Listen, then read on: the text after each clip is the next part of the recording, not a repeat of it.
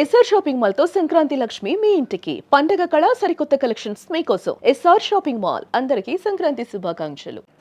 ఇక్కడ మీరు చూస్తున్నటువంటి ఆ విజువల్ ఏదో సినిమాలో సెట్టింగో లేకుంటే ఇంకేదన్నా గ్రాఫిక్సో ఏఐ వీడియో మాత్రం ఏమాత్రం కాదు. ఇది రష్యాలోని కంచెట్కా ప్రాంతం.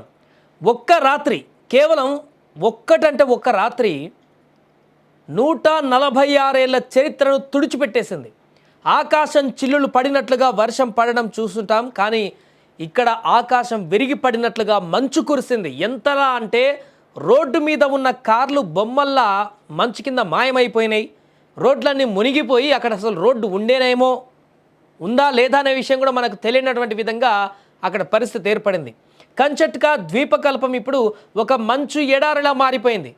1877 తర్వాత, అంటే దాదాపు 146 సంవత్సరాల తర్వాత ఈ స్థాయిలో హిమపాతం అక్కడ సంభవించడం ఇదే తొలిసారి. బయట పార్క్ చేస్తున్న కార్లు కనిపించడం లేదు, ఇల్లు తలుపులు తెరుచుకోవడం లేదు. కొన్ని చోట్ల ఏకంగా 2-3 మీటర్ల ఎత్తులో, అంటే మనిషి ఎత్తు కంటే ఎక్కువ మంచు పేరుకుపోయింది. ఒకవేళ ఆడ సోయి తప్పి నిద్రపోయిన మనిషి ఎవరన్నా ఉంటే మొత్తం మంచులో కప్పుకొని పోయి అందులోనే కూరుకుపోయేటువంటి పరిస్థితి ఏర్పడేది. నిటారుగా నిలబడితే రోడ్డు మీద ఆ మనిషి మొత్తం కూడా నిలబడ్డట్టే మునిగిపోయేంత హైట్లో అక్కడ మంచు కూరుకుపోయింది. రోడ్లు ఎక్కడున్నాయో తెలియక 3 కిలోమీటర్ల వేర వాహనాలు ఎక్కడికక్కడ స్తంభించిపోయాయి. అసలు రోడ్డే కనిపించట్లేదు, అక్కడ దారి లేదు, దారంతా కూడా బ్లాక్ అయిపోయింది, ఇంకెక్కడ వాహనాలు వెళ్ళిపోతాయి.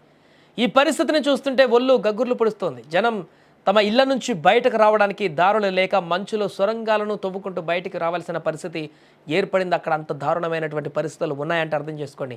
మంచుకు స్వరంగం ఏర్పాటు చేయడం అంటే చూడండి.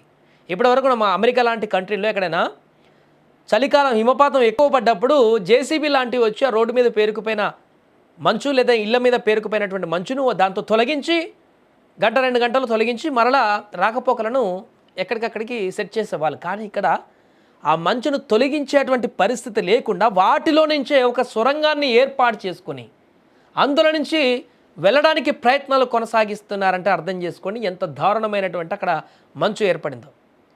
నిత్యావసరాలు తెచ్చుకోవాలన్న సాహసం కూడా ఎవరు చేయలేకపోతున్నారు. అక్కడ విద్యాసంస్థలు మూతపడ్డాయి, కరెంటు లేదు, బయటకు వెళ్తే దారి దొరకదు, ఎక్కడ అడుగు పెడితే ఏ గుంతలో పడి ప్రాణాలు కోల్పోతాయో తెలీదు. అక్కడి స్థానికులు చెబుతున్న మాట ఒక్కటే, మా జీవితంలో ఇంత భయానకమైనటువంటి దృశ్యాన్ని ఎప్పుడూ చూడలేదు అని. మరక్కడ ఎందుకు ఇంత భయానక పరిస్థితులు ఉన్నాయి అంటే దీనికి కారణం పసిఫిక్ మహాసముద్రం నుంచి వచ్చినటువంటి ఒక భారీ తుఫాన్ అంట. గ్లోబల్ వార్మింగ్ వల్ల సముద్రాలు వేడెక్కి గాలిలో తేమ పెరిగిపోతుంది. ఆ తేమ కంచెట్కాలోని చల్లటి గాలిని తాకగానే ఇలా మంచు బాంబులా విరుచుకుపడింది. ప్రకృతి తన సమతుల్యత దెబ్బతింటే మనిషి ఎంత నిస్సహాయుడో ఈ దృశ్యాలే మనకు సాక్ష్యంగా కనిపిస్తున్నాయి.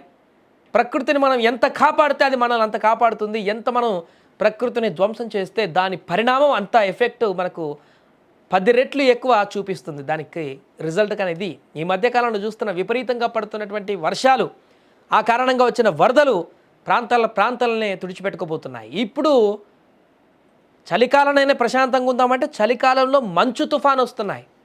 ఆ మంచు ఎంత తారస్థాయికి ఏర్పడిందనంటే కట్టుకున్న ఇల్లులు కూడా మంచులను మునిగిపోయి, గ్రామాలే మంచులను మునిగిపోయి ఇక్కడ ఒక గ్రామం ఉండేనేమో అని ఎవరైనా చెప్తే తప్ప తెలియనటువంటి పరిస్థితికి ఆ మంచు చేరిపోయింది.